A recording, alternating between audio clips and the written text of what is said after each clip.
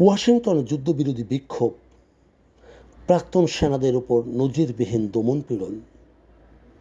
বন্ধুগণ, ওয়াশিংটন ডিসিতে প্রাক্তন সেনাদের এই গ্রেপ্তার কেবল একটি বিক্ষোভ নয়, বরং আমেরিকার প্রতিরক্ষা ও পররাষ্ট্রনীতির আভ্যন্তরীণ ফাটলের এক জ্বলন্ত প্রতিফলন। এই ঘটনার কয়েকটি গুরুত্বপূর্ণ দিক না বললে নয়। নৈতিক অবস্থান বনাম সামরিক শৃঙ্খলা। বিক্ষোভে অংশ নেওয়া প্রাক্তন সেনারা, বিশেষ করে মাইক প্রিসনারের মতো অভিজ্ঞ ব্যক্তিরা, যখন বর্তমানে ইরান যুদ্ধকে ইরাক যুদ্ধের ধ্বংসাত্মক স্মৃতির সাথে তুলনা করেন, তখন তা মার্কিন সামরিক কাঠামোর ভেতরে এক গভীর নৈতিক সংকটের ইঙ্গিত দেয়। তাদের দাবি অনুযায়ী এটি কেবল একটি রাজনৈতিক বিরোধিতা নয়, বরং বিবেকের তাড়নায় আপত্তি। তবে ক্যাপিটালের মতো সুরক্ষিত স্থানে এই ধরনের অবস্থান নেওয়া যেমন সাহসিকতার ব্যাপার, অন্যদিকে সরকারি কাজে বাধা হিসেবেও এটি চিহ্নিত করা হচ্ছে। ট্রাম্প প্রশাসনের অনমনীয় মনোভাব ও সংঘাতের ঝুঁকি। প্রকাশিত খবরে প্রেসিডেন্ট ট্রাম্পের কড়া হুঁশিয়ারি পুরো দেশটা উড়িয়ে দেওয়া হবে, যা কূটনৈতিক শিষ্টাচারের চরম পরিপন্থী। যেখানে একটি যুদ্ধবিরতি শেষ হওয়ার পথে, সেখানে চুক্তিতে বাধ্য করার জন্য এই ধরনের ভাষ্য ব্যবহারের ফলে আলোচনার পরিবেশ, যেমন ইসলামাবাদে প্রস্তাবিত বৈঠক শুরু হওয়ার আগেই ভেস্তে যাওয়ার উপক্রম হয়েছে। প্রাক্তন সেনাদের এই বিক্ষোভ মূলত প্রশাসনের সর্বোচ্চ চাপ এবং নীতির বিরোধিতা, কারণ এটিও একটি সতর্ক বার্তা। প্রতীকী লড়াই, বিশেষ করে লাল টিউলিপ ও ভাঁজ করা পতাকা।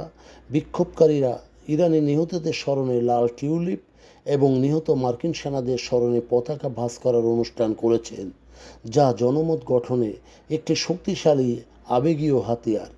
হাউজের স্পিকার মাইক জনসনের কাছে পতাকা হস্তান্তরের দাবিটি প্রতীকীভাবে বোঝায় যে যুদ্ধের দায়ভার শেষ পর্যন্ত রাজনীতিবিদদেরই বহন করতে হয়। স্পিকারের নীরবতা এবং ক্যাপিটাল পুলিশের তাৎক্ষণিক প্রতিক্রিয়াহীনতা আন্দোলনের এই রাজনৈতিক সংবেদনশীলতাই প্রমাণ করে। ভূ রাজনৈতিক ও আভ্যন্তরীণ মেরুকরণ।